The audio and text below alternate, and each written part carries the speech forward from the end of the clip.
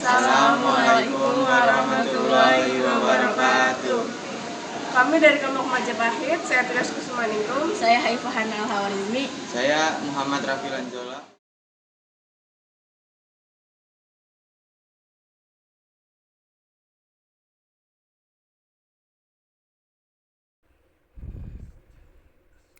Kerajaan Majapahit yang berdiri sekitar abad ke-13 hingga ke-16 di wilayah Indonesia terkenal dengan sejumlah teori yang diajukan oleh para sejarawan dan ahli arkeologi.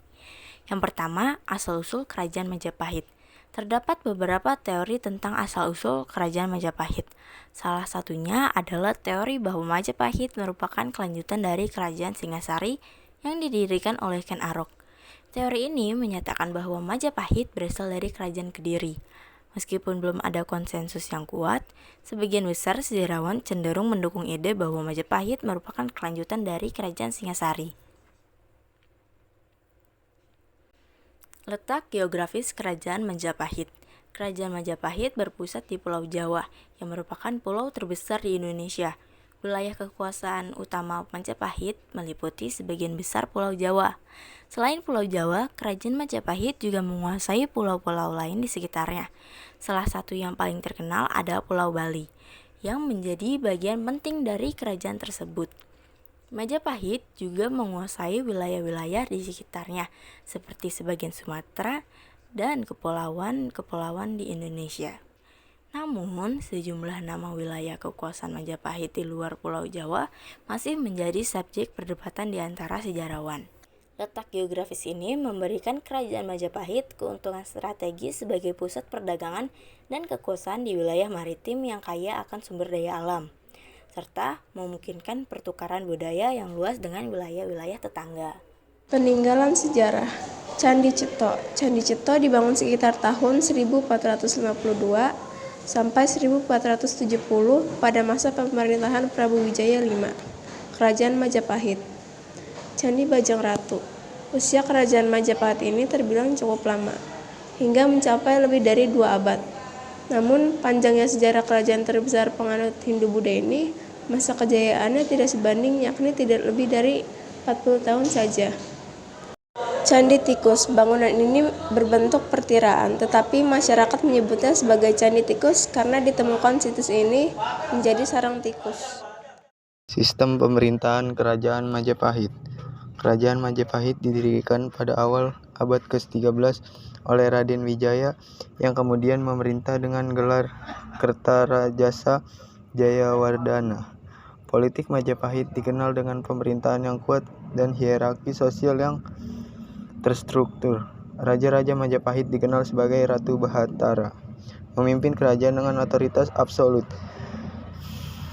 Sistem pemerintahan Majapahit melibatkan kelompok bangsawan penguasa daerah yang disebut Wiku atau Behere dan sistem administrasi yang kompleks. Puncak kesuksesan kerajaan itu pada masa pemerintahan Hayam Wuruk yang memerintah dari tahun 1350 hingga 1389. Di bawah pemerintahan Hayam Wuruk, Majapahit berhasil menaklukkan Sumatera, Semenanjung Malaya, Kalimantan, Sulawesi, Nusa Tenggara, Maluku, Papua, Tunasik, dan beberapa pulau Filipina. Ekonomi Majapahit didasarkan pada pertanian, terutama produksi beras, serta perdagangan. Majapahit adalah pusat perdagangan maritim yang penting, dan mereka mengendalikan jalur perdagangan yang menghubungkan berbagai wilayah di Asia Tenggara. Hasil perdagangan utama termasuk rempah-rempah, emas, perak, dan barang-barang kerajinan tangan. Perekonomian yang kuat ini mendukung kemakmuran dan kejayaan Majapahit. Agama Kerajaan Majapahit secara historis dikenal sebagai menganut agama Hindu-Buddha. Banyak kuil dan monumen Hindu-Buddha dibangun selama masa pemerintahan Majapahit. Namun ada juga teori yang mengatakan bahwa agama-agama tradisional pribumi memiliki pengaruh yang signifikan dalam masyarakat Majapahit.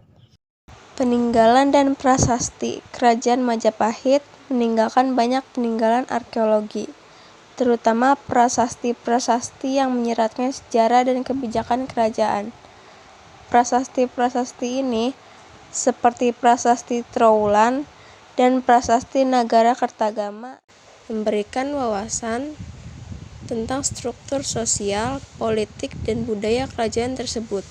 Selain itu, Banyak situs candi dan kuil Hindu sampai Buddha dibangun selama masa pemerintahan Majapahit, seperti Candi Penantaran dan Candi Suku.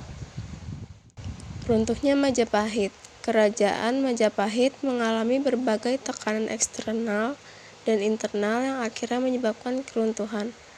Perpecahan internal dan persaingan kekuasaan di antara bangsawan-bangsawan Majapahit berperan penting dalam keruntuhan tersebut. Selain itu, pada akhir abad ke-15, Kerajaan Demak di Jawa Tengah mengambil keuntungan dari pelemahan Majapahit dan akhirnya menaklukkan sisa wilayahnya.